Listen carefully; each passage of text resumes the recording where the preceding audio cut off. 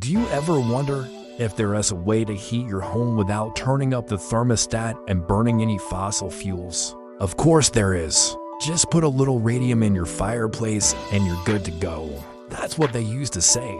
In the 1900s and 1920s, radium was marketed as a miracle substance. People took it for health, energy, and even to help light their homes. Before we knew how dangerous it was, we thought it could be used for anything. This stuff was called radium. When I think of fireplaces, I think of crackling fires, cozy rooms, and visions of Santa coming down the chimney. I don't think of radioactive waste, but this almost happened thanks to something called radium. At first, people thought radium could be used to do anything. We found out that radium naturally gives off alpha, beta, and gamma radiation. Not only does it glow, but it also produces heat as it decays. So the thought was if you put a little bit around your fireplace, it might give off enough heat to keep your entire house nice and toasty without needing wood, coal, or even electricity. Sounds pretty cool, right?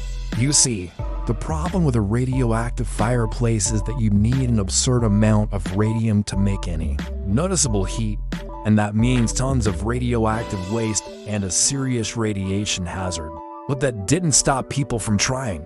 For example, one patent proposed covering the inside of a fireplace with radium paint. Another used radium inserts instead. They also tried putting radium in the walls or floor to radiate warmth throughout a room. But every version required so much radium that it just wasn't practical. Today, we know that radium causes radiation poisoning, cancer, and severe burns with continued exposure. So a safe and effective radium fireplace doesn't exist. But here's where things get interesting. Thomas Edison did experiment with radium in his New Jersey lab. He worked with radium lamps and X-ray tubes in the early 1900s. They were both fascinated by the glow. He reportedly said radium was the most wonderful thing discovered, but grew cautious after his assistant, Clarence Daly, died from radiation burns while researching X-rays. At the time, they didn't understand how to protect themselves from radiation. Daly suffered severe burns on his hands and died a horrible and painful death. Some say Edison even considered using radium for lighting and heating devices, but ultimately abandoned it due to its dangers.